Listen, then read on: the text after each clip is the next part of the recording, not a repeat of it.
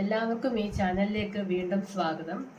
നമ്മുടെ കൊച്ചു കൂട്ടുകാർക്ക് നല്ലൊരു സുരക്ഷിതമായ അന്തരീക്ഷം ഒരുക്കി കൊടുത്തിട്ട് അവർക്ക് ഏറ്റവും അത്യന്താപേക്ഷിതമായിട്ട് നമ്മൾ അടുത്തതായി ചെയ്തു കൊടുക്കേണ്ടത് കോൺഫിഡൻസ് ആണ്. ഇന്ന് ഒന്ന് കണ്ടാലും പതറാതെ, ഭയക്കാതെ എന്തിനേയും നേരിടാൻ, തനിച്ച് നേരിടാൻ അവരെ പഠിപ്പിച്ചു കൊടുക്കണം. അതിന് നമുക്ക് കൊച്ചു കൂട്ടുകാർക്ക് നമുക്ക് കഥകളിലൂടെ അവരെ നമുക്കിത് പറഞ്ഞു കൊടുക്കാം. ഭാഷാ പഠനത്തിന്റെ പ്രാധാന്യത്തോടൊപ്പം തന്നെ മാതൃഭാഷാ പഠനത്തിന്റെ പ്രാധാന്യത്തിനായിട്ട് ഞാൻ മറ്റൊരു കഥകളിലൂടെ വരാം. ഇപ്പോൾ ഏറ്റവും അത്യാവശ്യമായിട്ട് കോൺഫിഡൻസ് വേണ്ടുന്ന ഒരു കഥയാണ് ഞാൻ ഇവിടെ ആദ്യം പറയാൻ പോകുന്നത്. നമ്മളെല്ലാവരും ചെറുപ്പത്തിൽ കേട്ട കഥകൾ നമ്മുടെ കൊച്ചു കുട്ടികൾക്ക് ചിലപ്പം ആദ്യമായി കേൾക്കുന്നതായിരിക്കാം. ഇതെനിക്ക് ഏറ്റവും ആവശ്യമായിട്ട് ഇവിടെ തോന്നിയത് മെന്റൽ ഹെൽത്തിന് കുട്ടികളെ ഓരോന്നിനും പറഞ്ഞ് കളിയാക്കുമ്പോൾ, നിറത്തിലോ എന്തെങ്കിലും വൈകല്യങ്ങൾ പറഞ്ഞ് പരിഹസിക്കുകയോ ചെയ്യുമ്പോൾ അവർ തളർന്നു പോകാതിരിക്കാൻ, അവർക്ക് തിരിച്ചു വരാൻ വേണ്ടിയിട്ട്, നമ്മൾ ചേർത്ത് നിർത്താൻ വേണ്ടിയിട്ട് നല്ല ഓരോ കഥകളായിട്ട് അവരെ പറഞ്ഞ് മനസ്സിലാക്കി കൊടുക്കാൻ നമ്മളുണ്ട് അവരുടെ കൂടെ എന്ന്.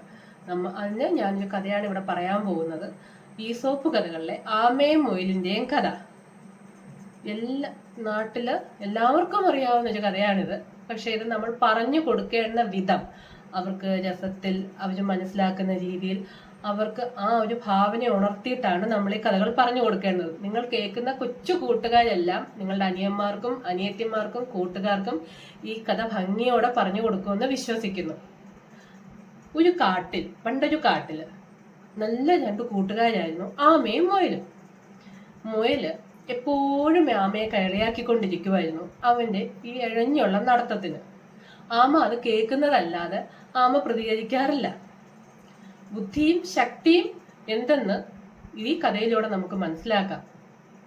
അപ്പോൾ ഇതിനകത്ത് ഒരു ദിവസം എല്ലാ കാട്ടിലെ മൃഗങ്ങൾ ഒത്തുകൂടിയിരുന്ന ഒരു ദിവസം മുയൽ ആമയെ വെല്ലുവിളിച്ചു, നമുക്കൊരു ഓട്ട മത്സരത്തിൽ പങ്കെടുക്കാം. നമുക്ക് എല്ലാവർക്കും അറിയാം, ഓട്ട മത്സരത്തിൽ മുയലെ നടത്തത്തിന്റെ സ്പീഡ് അനുസരിച്ച് ആമ പതുക്കെ നടക്കുന്നു. മുയലിന് ആമയേക്കാൾ സ്പീഡ് കൂടുതലായതുകൊണ്ട് മുയല് മാത്രമേ ജയിക്കത്തുള്ളൂ. ഇപ്പോഴും തോക്കുമെന്ന് ഉറപ്പുള്ള ഒരു കളിയിൽ, ആ മത്സരത്തിൽ ആമ ആ വെല്ലുവിളി സ്വീകരിച്ചു. കാട്ടിലെ മറ്റു കൂട്ടുകാരെല്ലാം ആമയോട് പറഞ്ഞു, എന്തായാലും നീ തോക്കും, ഈ മത്സരത്തിൽ നിന്ന് പിന്മാറിക്കൂടെയെന്നു. ആമ ഒരു ഭാവമാറ്റവും ഇല്ലാതെ തന്നെ ആമ ഈ മത്സരത്തിന് പങ്കെടുക്കാൻ തയ്യാറായി. ഓട്ട മത്സരത്തിന്റെ ദിവസം ആമയും മുയലും മത്സരത്തിന് തയ്യാറായി വന്നു നിൽക്കുന്ന ദിവസവും മുയൽ ആമയെ പരിഹസിച്ചു കൊണ്ടിരുന്നു. ആമ ഒരു ഭാവമാറ്റവും ഇല്ലാതെ ആ മത്സരത്തിൽ തയ്യാറായി നിന്നു. മത്സരം തുടങ്ങി.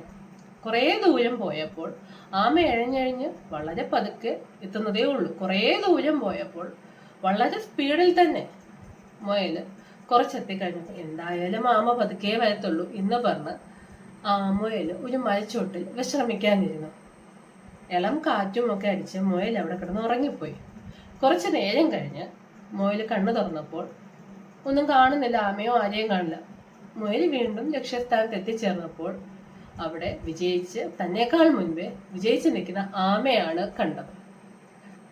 അപ്പോൾ ഈ കഥയിൽ നിന്ന് എന്ത് മനസ്സിലാക്കാൻ പറ്റും? ഒന്ന്, ഒരു ഗുണപാഠം, ദുർബലരെ പരിഹസിക്കരുത്. 2, ആമയുടെ ആത്മവിശ്വാസം. ആമ സാവധാനത്തിലും പരിശ്രമത്തിലൂടെയും വിജയിക്കുമെന്നുള്ള ആമയുടെ ആത്മവിശ്വാസം. കളിയാക്കിയാലും ഈ മത്സരത്തിൽ പങ്കെടുക്കാം എന്നുള്ള ആമയുടെ ആത്മവിശ്വാസം. ആമ വന്നിട്ട് മുയലിനോട് പറഞ്ഞു, ആരെയും പരിഹസിക്കരുത്, എല്ലാവരും യുണീക്കാണ്, വ്യത്യസ്തരാണ്. ഈ ഭൂമിയിൽ സർവേശ്വരൻ നമ്മളെ സൃഷ്ടിക്കുമ്പോൾ ഓരോ കഴിവുകളോടുകൂടിയാണ് നമ്മളെ സൃഷ്ടിച്ചിരിക്കുന്നത്. ആമ ഒരേ സമയം വെള്ളത്തിൽ ജീവിക്കാനും കരയിൽ ജീവിക്കാനും ആമയ്ക്ക് കഴിവുണ്ട്. മുയലിന് അതിൻ്റെതായ സവിശേഷതകളുണ്ട്. ഉറച്ച കോൺഫിഡൻസിന്റെ കുട്ടികൾക്ക് പറഞ്ഞു കൊടുക്കാൻ പറ്റാവുന്ന കഥകൾ ഏറ്റവും നല്ലൊരു കഥയാണ് ആമയും മുയലിന്റെയും കഥ. ഈ കഥ എല്ലാ കൊച്ചു കൂട്ടുകാർക്കും ഇഷ്ടപ്പെട്ടെന്ന് വിശ്വസിക്കുന്നു. ഇതിനേക്കാൾ നല്ലതായി ഈ കഥ എൻ്റെ കുഞ്ഞനിയന്മാർക്കും അനിയത്തിമാർക്കും നിങ്ങൾ പറഞ്ഞ് അതിന്റെ ഗുണപാഠവും പറഞ്ഞു കൊടുക്കുമെന്ന് ഞാൻ വിശ്വസിക്കുന്നു. നന്ദി, നമസ്കാരം.